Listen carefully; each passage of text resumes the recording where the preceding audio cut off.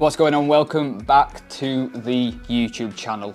Hope you guys are all doing good. So, the episode this week, how I write training plans. I'm going to be going through how I write my training plans, how I program gym work for my clients. I'm going to be answering all those questions of what's the best training split, how many sets do I need to do, all that kind of stuff. We're going to be covering it all, so stick around because it's going to be really useful. But as ever, before all that, do me a favour, like the video, subscribe to the channel, and please just hit that little notifications bell so you don't miss when I'm uploading a new video. So if you think that these videos and the information that I'm sharing is worth a half second click on those buttons, do me a massive favour and just go and do it quickly for us, and then let's dive in. Okay, so training plans. How do I write them? What should they look like? How should you be training? So we're going to be talking within the realm here of hypertrophy, training to build muscle tissue. So when a new client comes on board with me, I'll get them to fill out a training assessment. It's going to tell me how much time they have to dedicate to the gym, how many days a week they like to train, what body parts they want to be specifically aiming at, what their strengths are, their weaknesses are, what exercises they enjoy, what they don't enjoy, what injuries they've got, and what exercises and machines and equipment they have available to them. Everything that I need to know to be able to write them an efficient training program. But the very first thing that we need to know is how many days can you go? This is super important, to be honest and realistic at this step here. So don't fall into the trap of thinking, well, the more the better, so I can only really go 4 days, but I'm going to try and write a plan for 5 or 6 days a week. It's not going to happen. You're not going to be able to stick to it. You're going to feel like you're failing. You're going to fall off, and you don't need to be going that often anyway. In honesty, the majority of my clients will train 4 times a week. After that, it's probably 3 times a week, and then in the smallest portion of my clients will train 5 times a week. I don't have anybody ever who I've programmed for that have trained 6 times a week. Never. So once you know how many days you can go to the gym, then you can start to figure out what kind of split, so how you're going to break up your training or structure those training sessions, is going to work best for you. Rule number 1, avoid the bro split. Do not go in with chest Monday, back Tuesday, legs Wednesday, shoulders and arms Thursday, whatever it is. It is super outdated. It's very inefficient. As I've said on this channel many times before, it's a training style that was used by professional bodybuilders in the 80s and 90s who were training 2 to 3 times a day. So they could break up their sessions into specific muscle groups because they were going back again later in the day to do a different one. That's probably not where you're at. So we want to be making sure that we hit each muscle group 2 to 3 times a week. That is what you should be able to recover from. So when we know how many days a week we're going to go, and we know that we need to be hitting everything 2 to 3 times a week, we can start to map out some realistic and efficient training structures. So 3 days a week, I would recommend full body workouts. 3 full body sessions, hitting everything 2 to 3 times, and maybe just slightly tailored towards those muscle groups that you might want to bring on a little bit more. Chest, arms, glutes, whatever it is. After that, you've got 4 days a week. When it comes to 4 days a week, you can have a little bit more room to play with here. I would generally advise an upper-lower split, so you'll have 2 upper body workouts and 2 lower body workouts. Although you could change it slightly if you were wanting to emphasize your upper body a little bit more than your lower body. You could do an upper body, upper body, full body session, or upper, lower, upper push, upper, lower, upper pull, something like that. Equally, if you're wanting to do lower body, you could do an upper, lower, full body, lower, something like that. So you've got a little bit of room to play with there to make it specific towards the muscle groups that you might want to be targeting a little bit more, while still making sure that everything is being hit 2 to 3 times a week. And then as you get into 5 sessions a week, this is where you've got much more room to play with. You could do a push-pull legs, upper, lower. You could do like a push-pull legs, back and chest, and then a full body. You can really have a lot of room to play with here. But again, whatever you decide to do, avoid single muscle group workouts and make sure you're still hitting everything at least 2 to 3 times a week. So there's room to play with there. Okay, so now once you know how many days you go into the gym and you know what your split is going to be, you're probably going to want to start picking some exercises. You don't just want to walk into the gym every single week and make it up as you go along, because you're never going to know week to week where you're at. You're never going to know how you're progressing or if you're improving. There's never going to be any consistency. So make sure you map out a bit of a plan before you go in for each workout for the exercises that you're going to choose. Now, this is where we normally start to see loads of overcomplication.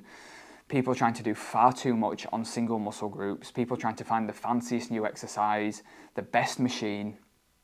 You don't need to do any of that. What people actually miss and what people can get a hell of a lot of results from for a long time is just doing the basics properly. So in whatever exercises you choose, I would actually say, instead of looking at a specific exercise, look at doing these. So make sure across your week, within your programs, you have movements that are going to be a horizontal push, so a chest press, and a vertical push, so a shoulder press, a horizontal pull, so a row, and a vertical pull, so like a pull down. And then you've got a squat pattern movement and a hip hinge movement for legs, glutes, lower back, hamstrings, that kind of thing. So make sure you've got those key movements in there across the week, multiple times if you need to. Those are the base movements that you need to make sure you're hitting, along with abdominals, to make sure that you're really doing as much as you need to do. And it doesn't need to be anything fancy. It can be as simple as a flat dumbbell press, a seated dumbbell shoulder press. It can be a machine pull down, a cable pull down. It can be a machine row. It could be a Romanian deadlift for your hip hinge. It could be a back squat. It could be a leg press for your squat pattern movement. Doesn't need to be anything fancy. You don't need bands. You don't need anything like that. It can literally just be basic movements done well, consistently, and progressed over time. So my best advice is just keep it simple. The more simple, the better. And then beyond that, you might be wondering, okay, so I know how many times a week I'm going, I know what my split is, I know what exercises I need to be doing, but how many exercises do I need in each workout? This is going to come down to how much time you want to spend in the gym. So the majority of people that I work with, and certainly how I like to train, will want to be there anywhere from sort of 45 minutes to maybe 75 minutes-ish, maybe 90 minutes at a push if you've got the time to allow it. What that normally looks like is 6 exercises per workout. You could maybe push that up to 8, and do a few supersets with some more isolation-based movements. So you might superset some arm movements or some side delts, front delt movements, that kind of thing. But anywhere around the 6 to 8 exercises per workout, that's going to be more than enough. And try and keep it, again, less is usually more in this instance. So the more often you can keep it to 6 exercises and still hit everything you need to hit is going to be better, because you're going to allow yourself more time to recover. You're going to notice that you're going to get stronger quicker in those lifts. You're going to be able to put more effort and intensity into each workout. Generally, things are just going to go a little bit better. And ultimately, you're going to be spending less time in the gym. So more time at home, more time doing other stuff. It's a win-win. So 6 to 8 exercises per session should see you around, like I said, 45 minutes to 75-minute mark. Now, diving a little bit deeper, the next question I normally get asked is, how many sets do I need to do? If I only want to be training for that set amount of time that we've mentioned, how many sets do I need to do? So my answer for this, instead of looking at a specific session and the amount of sets that you should do in a specific session, I have seen people do ridiculous amount of sets. Like they'll do 5 sets on a dumbbell chest press, then they'll do 4 sets on a machine chest press, then they'll do another 4 sets on a pec deck, then they might do another 4 sets on a cable crossover.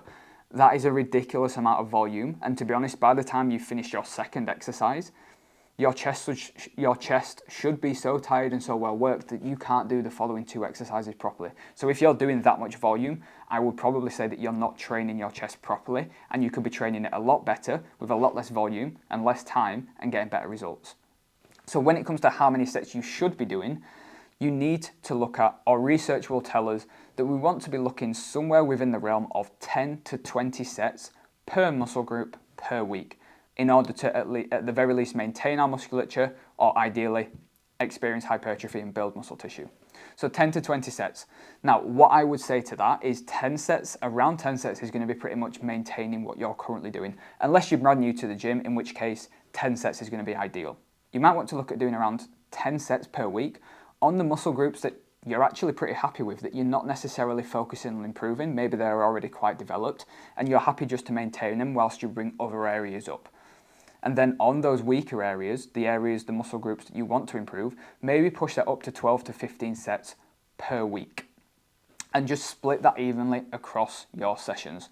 So if you've got an upper lower body workout, let's say you've got 10 sets to do on chest, you might do 5 sets in your first upper body workout and 5 sets in your second upper body workout. Super, super simple. And the best tip I can give you on this is start with less and build it up as you go through the weeks. So start at the bottom end of volume, start closer towards 10 sets per muscle group per week, and then as you progress through the weeks, start to increase those sets and increase that total volume specifically on those muscle groups that you're wanting to improve a little bit more, and that's going to be how you can make progress and keep progressing your training every single week. And then once we've got sets sorted, you're going to want to know about reps. How many reps should you be performing?